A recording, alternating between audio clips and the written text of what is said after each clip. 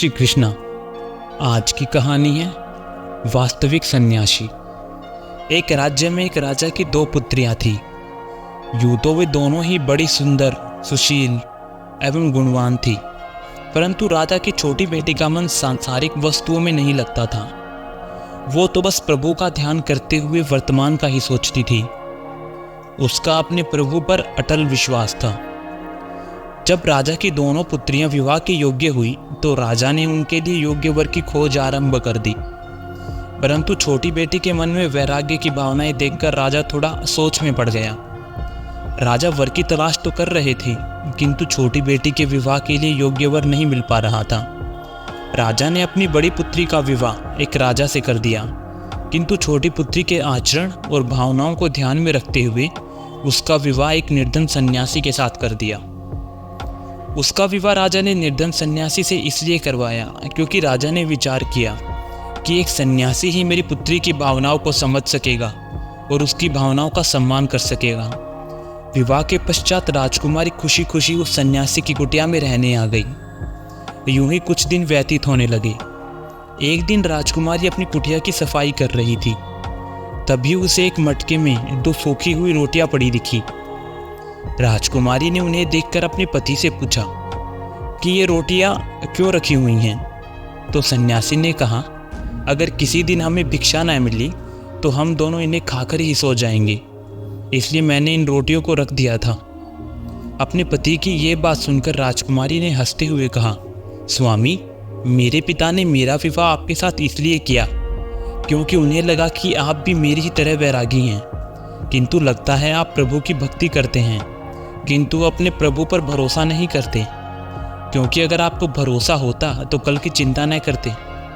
जो व्यक्ति कल की चिंता करता है वो अपने प्रभु का हो ही नहीं सकता, न ही वो इस संसार से विमुख हो सकता है। सच्चा भक्त वही है जो कल की चिंता किए बिना भगवान के हर निर्णय को बिना सोचे मान लेता है। जिसे बीते हुए कल या आने वाले कल की चिंता नहीं हो, वही भगवान पर पूरा भरोसा करता है। वही भगवान का सच्चा भक्त भी है, वही उपासक है और सच्चा सन्यासी भी है। आने वाले दिन या समय की चिंता तो जानवर भी नहीं करते, तो फिर हम तो इंसान हैं। अगर भगवान चाहेगा तो हमें हर दिन उनका प्रसाद अवश्य मिलेगा। अगर नहीं भी मिला तो एक दिन भूखा रह लेंगे। अपनी पत्नी की बातें सुनकर सन्यासी की आंखें खुल गई। वो सोचने लगा कि मैं तो सिर्फ नाम का सन्यासी हूँ, जो सन्यास लेकर भी सांसारिक मोह माया में उलझा हूँ। आज का खाकर कल के लिए चिंतित हूँ। एक ये है जो राजमहल में रहकर भी मुझ निर्धन के साथ मेरी इस कुटिया में चली आई। सच तो ये है कि मेरी पत्नी ही वास्तविक सन्यासी है। उसने राजकुमारी से कहा, सच में आज तुमने मुझे जो ज्ञान दिया है उसने मेरी आंखें खोल दी। तुम राजमहल को छोड़कर मेरी इस कुटिया में आ गई और मैं फकीर होकर भी कल की चिंता कर रहा हूँ। कहने मात्र से कोई सन्यासी नहीं बन जाता। सन्यास में अपने मन और मस्तिष्क को संयमित करना पड़ता है। आज तुमने मुझे वैराग्य का अर्थ वह महत्व समझा दिया है।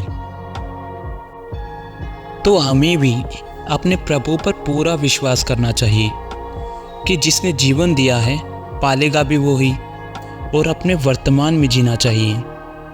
और श्री कृष्ण ने भी गीता में कहा है कि जीवन का आनंद ना तो भूतकाल में है और ना भविष्य काल में है, बल्कि जीवन तो बस वर्तमान को जीने में है।